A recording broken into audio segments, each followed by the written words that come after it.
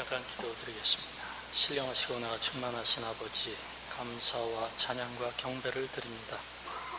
하나님의 뜨거운 사랑을 목말라 하는 주의 백성들이 이 시간 주의 존전에 나와 하나님의 임재를 사모하며 하나님께 찬양과 경배를 드립니다. 오셔서 위로하여 주시고 하늘의 크신 복으로 덧입혀 주시사 하나님 나라에 이를 때까지 저희들에게 허락하신 이 세상에서의 삶을 날마다 승리하며 하나님의 마음에 합당한 자들로 살아갈 수 있게 축복하여 주시옵소서. 감사하고 예수님의 이름으로 기도 올리옵나이다. 이 시간 먼저 하나님께 영광과 찬송을 드립니다. 또한 부족한 종을 불러주셔서 하나님께서 행하신 일을 함께 나눌 수 있도록 허락해 주신 우리 성강교회와 또 당회와 또 이 시간 귀한 예배 자리에 나오신 모든 성도님들 위에 하나님의 은혜가 충만하시기를 축원합니다. 어디를 가든지 처음에 만났을 때는 상대방이 누군가 궁금하죠. 아마 여러분들도 그러실 줄 압니다. 그래서 잠깐 제 소개와 제 사역을 먼저 소개해 드리도록 하겠습니다. 저는 합동측 GMS 파송 선교사로서 1998년도에 파송을 받아 현재까지 약 13년 동안 남미에 있는 브라질에서 그 코차밤바라는 지역에서 현지인 볼리비아인들을 상대로 복음 전파 사역을 감당하고 있는 선교사입니다.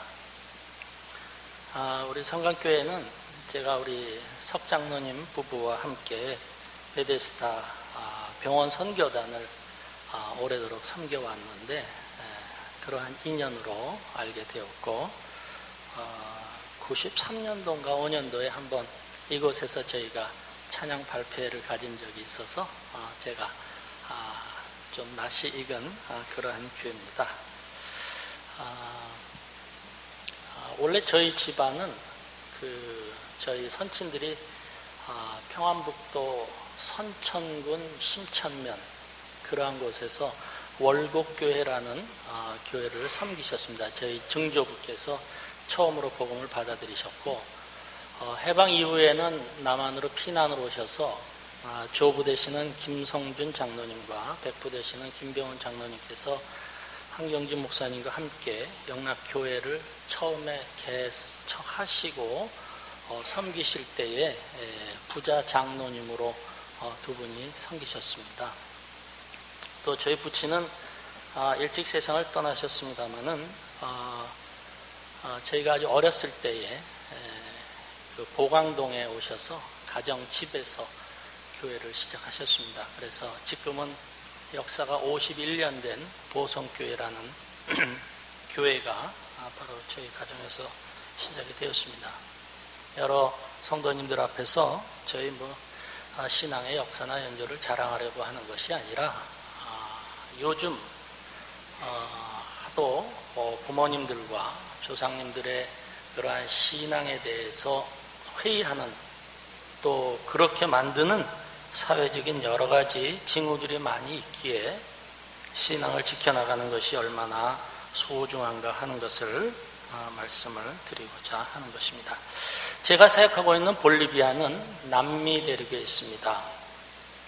남미 지도를 보시면은 브라질, 우리가 흔히 아는 대로 브라질과 칠레, 아르헨티나, 페루 이렇게 그런 나라들은 잘 아시죠? 남쪽으로 보면은 파라과이가 있습니다. 그래서 이렇게 5개 나라로 쌓여져 있는 내륙 국가입니다. 서쪽으로는 6,000m 이상 되는 안데스 산맥이 있고 동쪽으로는 아마존강으로 흘러가는 브라질과 국경을 맞대고 있습니다. 땅은 우리나라 남북한에 합친 거에 약 5배 정도 되는 좀 큰 나라고요. 인구는 상대적으로 한 1,000만 명 정도밖에 안 돼서 도시에는 인구들이 좀 많이 사람들이 살지만 산이나 들이나 정글 이런 쪽에는 별로 그렇게 사람들이 많이 살고 있지를 않습니다. 경제적으로는 남미에서 제일 낙후된 나라이긴 하지만 천연 자원이 많이 있어서 최근에는 우리 핸드폰이나 이런 데 쓰는 리튬 전지를 만드는 그 리튬이 많이 생산된다고 해서 우리나라가 자원 외교를 많이 시작하고 있습니다.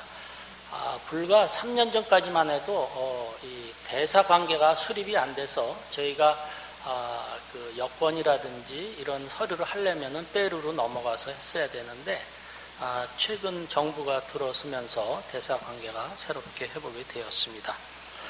저는 1998년도부터 그곳에 가서 교회 개척 사역을 통해서 현지인 볼리비아인들에게 복음을 전하는 사역을 감당하고 오고 있습니다.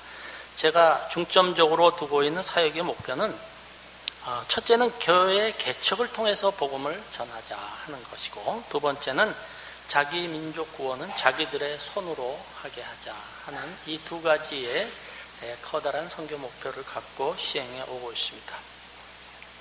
앞으로도 이제 계속될 사역 속에서 저는 현지 교회를 개척함과 아울러 평신도 지도자들과 또 사역 지도자들을 양성을 위한 성경학교, 또 현지 교회의 자립을 위한 농원 사역과 산재해 있는 학교들을 통한 전도 사역, 또 볼리비아에는 약 36개의 종족들이 있습니다. 아주 조그만 종족부터 200만 명이 넘는 큰 종족까지 있는데, 그 중에 저희는 유라카레라는 종족을 대상으로 삼고 있습니다. 그들은 전체 인구가 약 2,500명밖에 안 되고 정글 속에 살고 있기 때문에 그들에게 접근하기가 그렇게 용이하지는 않습니다만은, 저희가 4년여 기도하면서 준비하던 가운데 재작년에 저희 집사람하고 저희가 걸어서 그러니까 차로 들어갈 수 있는 데까지 들어가고 그 다음에 걸어 들어가야 되는데 하루 반을 걸어 들어갔습니다.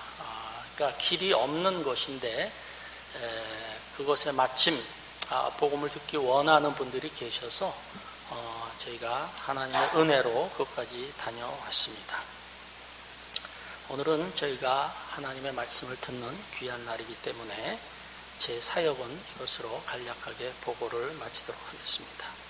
이러한 사역을 지금까지 인도해 오신 분이 성령 하나님이시기 때문에 저희는 하나님께만 감사를 드리며 여러분들의 기도 시간에 볼리비아의 자기 민족 구원을 위하여 많은 전도자들이 일어나기를 위해 기도해 주실 것을 간곡히 부탁을 드립니다. 오늘날 복음이 온 땅에 거의 전파되었다고 주장하는 사람들이 있습니다. 그래서 종말을 기다리며 주님의 재림을 이야기하는 사람들이 있음도 사실입니다. 주님께서 승천하시면서 다시 오시겠다고 말씀해 주셨기 때문에 이러한 주장은 자연스러운 일입니다. 그러나 성경이 말하는 바와 같이 그 날과 그 때는 하나님만이 아시는 것입니다. 마태복음 24장 36절과 마가복음 13장 32절에 보면, 그러나 그 날과 그 때는 아무도 모르나니 하늘에 있는 천사들도 아들도 모르고 아버지만 아시느니라.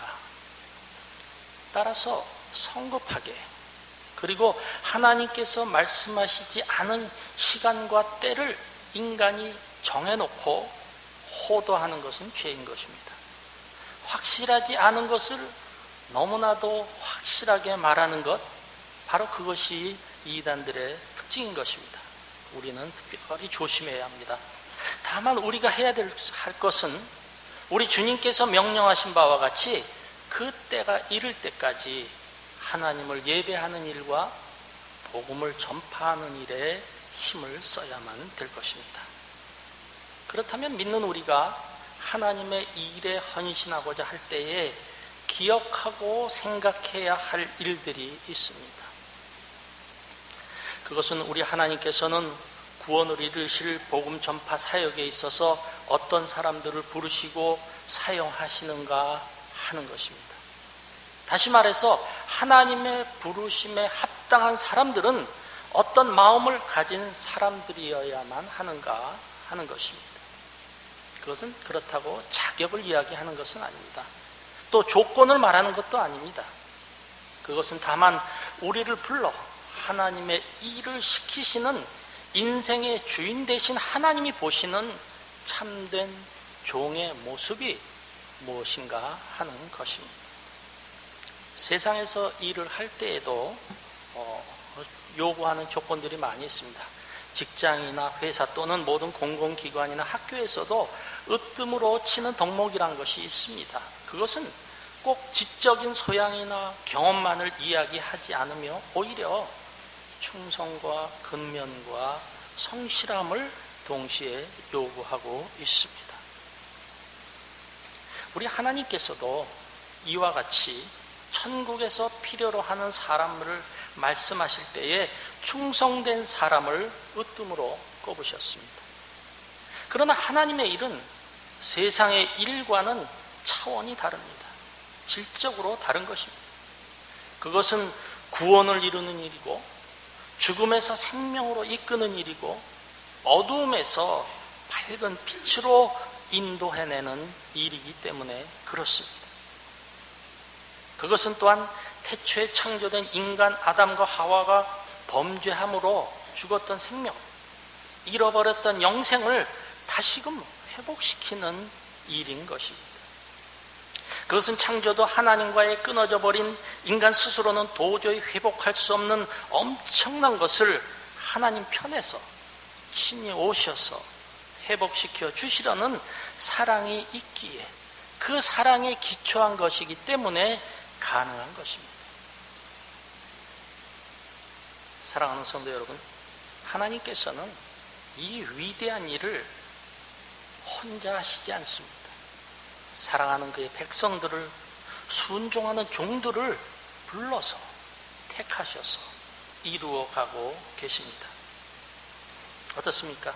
하나님의 일을 우리도 할 수 있다고 하는 생각만 해도 감격스럽지 않습니까? 구원의 복된 소식이 우리를 통해서 전파되어진다고 생각하면 엄청나지 않습니까? 하나님께서는 믿는 자들을 불러서 순종하는 자들을 선택하시고 그 중에 헌신된 사람들을 보내셔서 이 놀라우신 일을 행해 나가고 계시는 것입니다. 제자들이 예수님께 물었습니다. 선생님, 어떻게 하여야 하나님의 일을 할 수 있습니까? 이것이 오늘 우리들의 물음은 아닙니까? 그랬더니 그러한 제자들의 물음에 예수님께서는 하나님께서 보내신 자를 믿는 것이 하나님의 일이다 라고 말씀해 주셨습니다. 어찌 보면 굉장히 쉬운 것 같지 않습니까? 하나님이 보내신 자, 곧 예수를 믿는 것, 그것이 하나님의 일이다 말씀하셨습니다. 지금 우리가 하고 있는 이 일이 하나님의 일이라는 것입니다. 그러나 하나님께서는 모든 사람들이 이 하나님께서 보내신 즉 독생자 예수 그리스도를 믿기를 원하고 계시는 것입니다. 그것은 바로 예수 그리스도가 구원자이시기 때문에 그렇습니다. 오늘 읽은 본문은 그런 구원의 뜻을 이루어 가시고자 하시는 하나님의 그 안타까운 마음을 나타내 주고 있습니다. 지금 이 시간에도 하나님의 뜻을 깨닫고 그것을 힘써 이루고자 하는 사람들이 어디에 있는가 찾고 계시는 것입니다.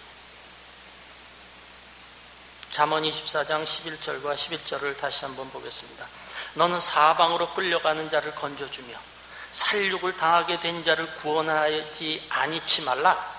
내가 말하기를 나는 그것을 알지 못하였나라 할지라도 마음을 저울질하시는 이가 어찌 통찰하지 못하시겠으며 내 영혼을 지키시는 이가 어찌 알지 못하시겠느냐.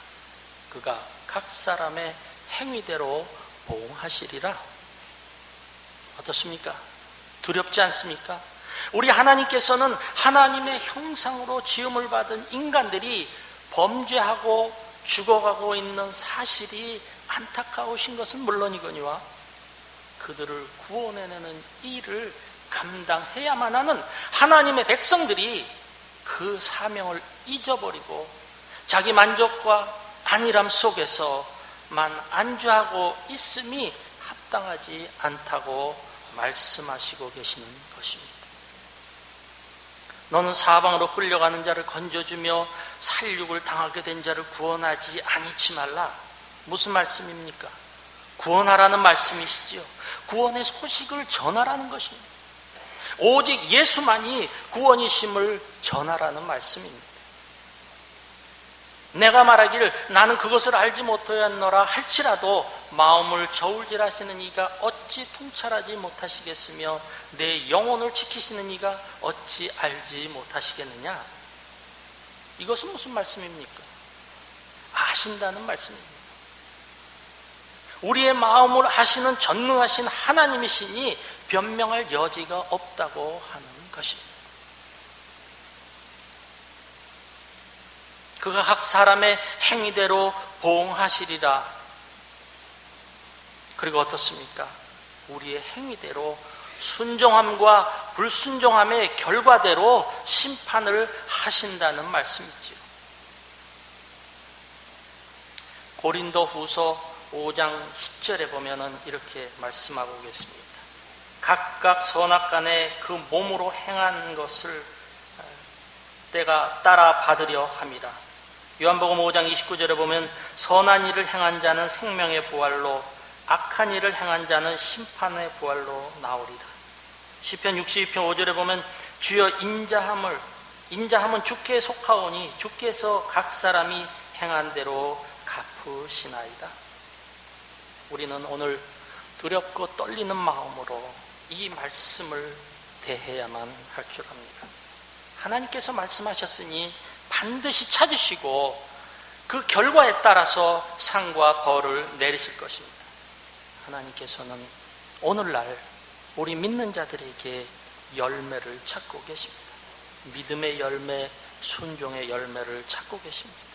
온전한 헌신이란 것은 무엇보다도 이런 하나님의 마음을 깨닫고 또 그것을 나의 것으로 소유하는 것으로부터 출발을 해야만 합니다. 이런 하나님의 마음이 나타나 있는 말씀을 한 군데 더 보겠습니다. 이사야서 58장 6절과 9절의 말씀입니다. 성경을 가지신 분들은 함께 찾아 읽도록 하겠습니다. 이사야서 58장 6절에서 9절 상반절입니다.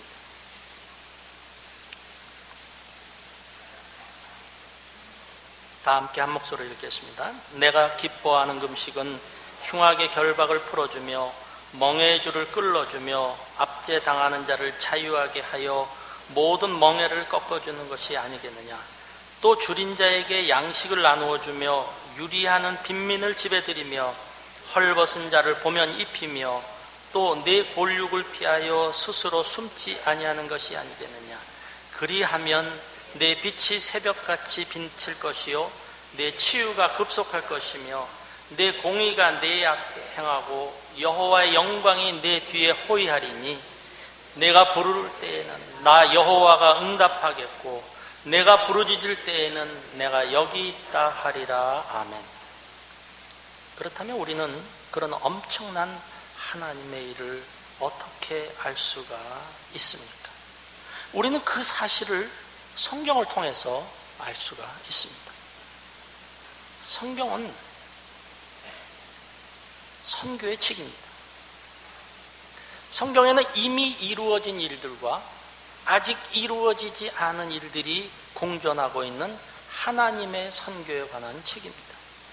하나님께서는 천지를 창조하시고 이스라엘 백성들을 택하셔서 타락함으로 생명을 잃어버린 인류 구원에 대업을 맡겨주셨지만 그들이 이를 이행하지 아니하고 어긋나가자 대적들을 통해서 심판하시고 포로 생활을 통해서 하나님께로 돌아오도록 하나님을 찾도록 하셨습니다. 그래서 출애굽 사건을 통해서 이방 백성들이 이스라엘로 함께 들어올 수 있도록 하신 그러한 구심적 선교의 형태를 하나님께서는 이루셨고 성막과 성전을 통해서 이방인들을 택하신 백성인 이스라엘의 무리 속으로 들어오게 하시는 복음의 흡인력을 통해서 구원으로 온 인류를 초청해 주셨습니다. 그런데 문제는 이스라엘 백성들이 자기들의 이 맡은 바 선교 사명을 잘 감당하지 않았다는 사실입니다. 그러자 하나님께서는 독생자 예수 그리스도를 보내셔서 사도들과 초대 교회 공동체를 통해서 복음이 온 세상으로 퍼져나가도록 하셨습니다. 이렇듯 하나님께서는 복음 전파의 사명을 오늘날 교회들을 통하여 하나님의 구원을 이루어 오고 계시는데, 이러한 복음의 팽창력은 지금도 계속되고 있는 것입니다. 그래서 우리는 지금 현재 복음의 시대에 살고 있다, 이렇게 말씀하고 있습니다. 또한 성경은 하나님의 꿈이 있는 책입니다. 오늘날 세계관이란 말이 유행하고 있습니다. 세계를 향하여 나아갈 때 그것을 바로 이해해야만 하기 때문입니다. 그러나 우리들 하나님을 믿는 사람들이 말하는 세계관이란 세상이 말하는 것과는 차이가 많이 있습니다. 그것은 하나님의 말씀에 기초한 인생관을 말합니다.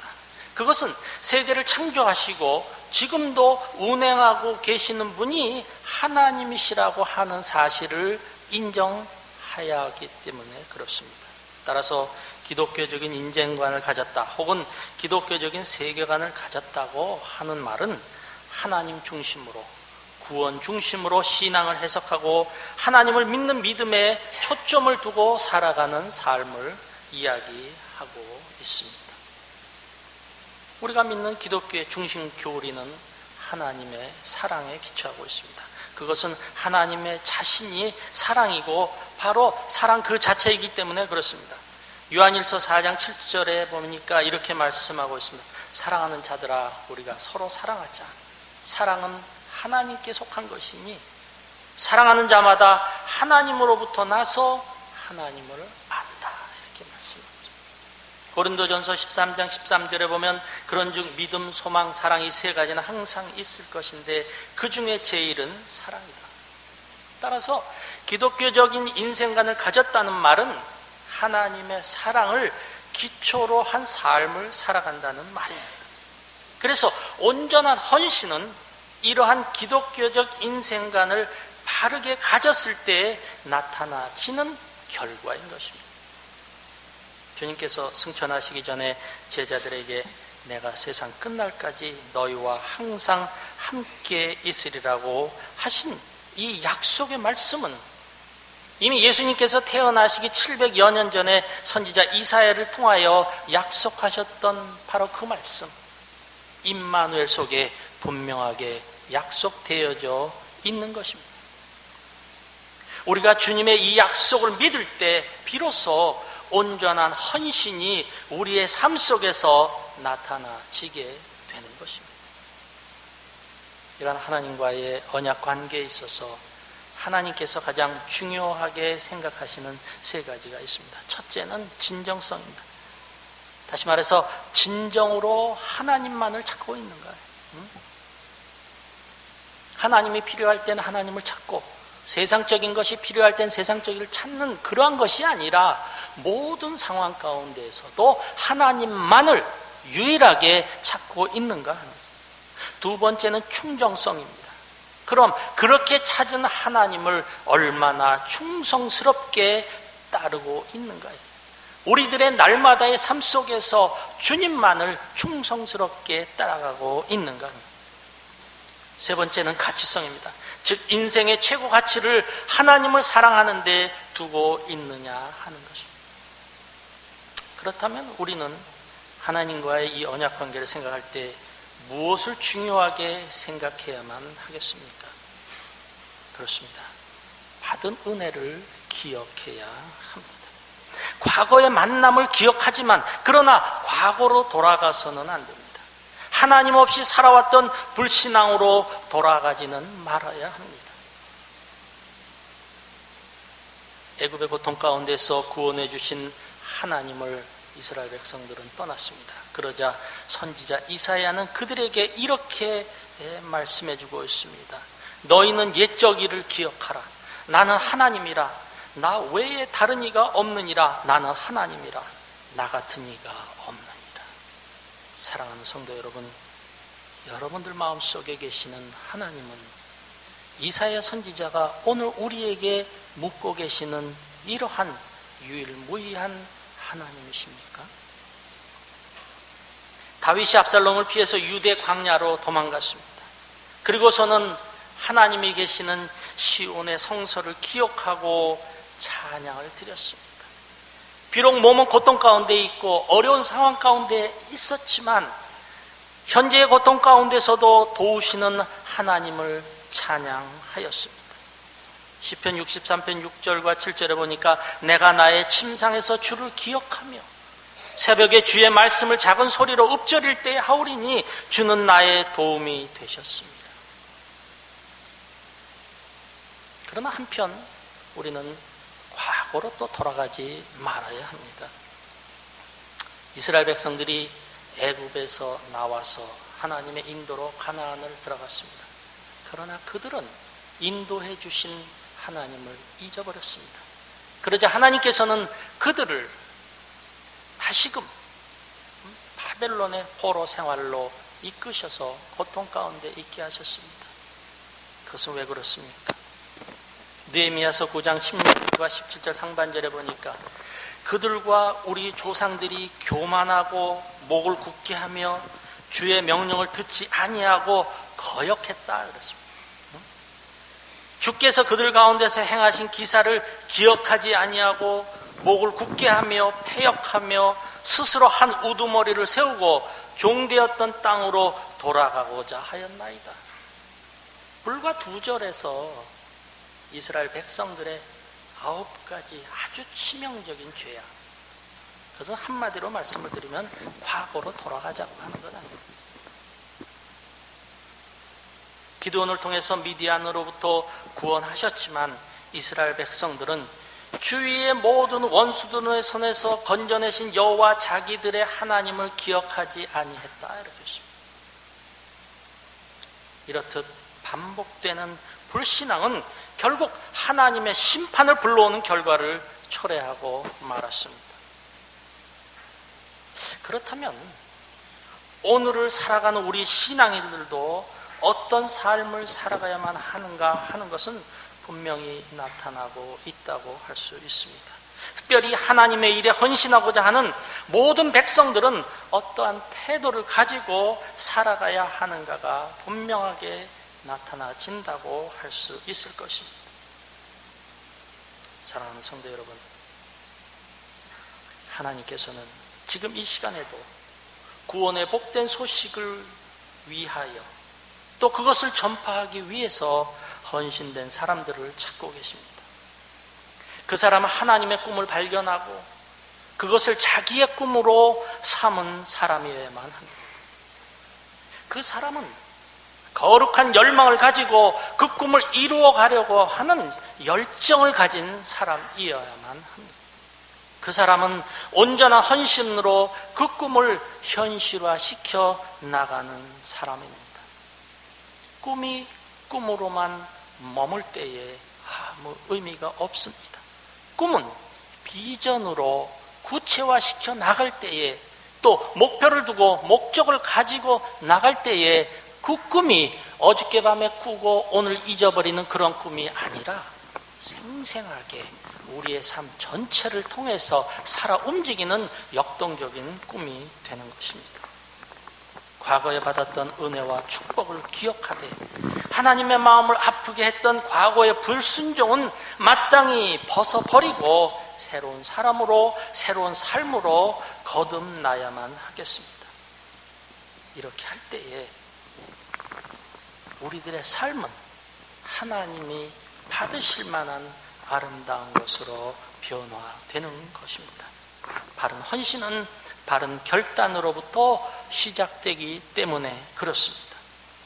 오늘도 우리는 너희가 어느 때까지 두 사이에서 머뭇하려느냐라고 책망하던 엘리야 선지자의 말을 듣습니다.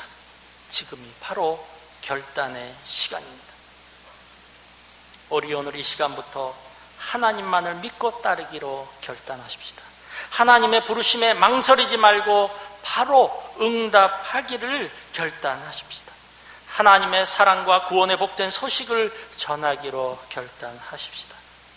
지금 이 자리에서 우리가 결심하고 결단하면 성령께서 도우시고 하나님께서 일하시기 시작하십니다. 온전한 헌신의 시작은 믿음으로 선언하는 바로 지금부터이기 때문입니다.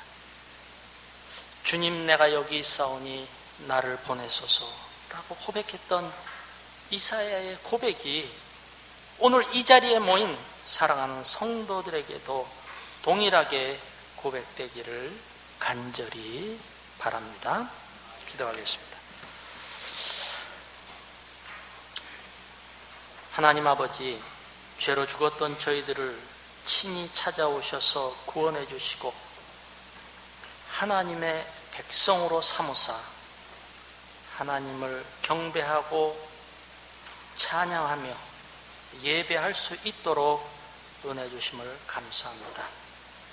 하나님의 임재를 늘 사모하며 모일 때마다 하늘의 신령한 영의 양식으로 공급하여 주셔서 온전한 헌신으로 하나님을 영화롭게 하며 살아갈 수 있도록 도와 주시옵소서. 예수님의 이름으로 간절히 기도하옵나이다.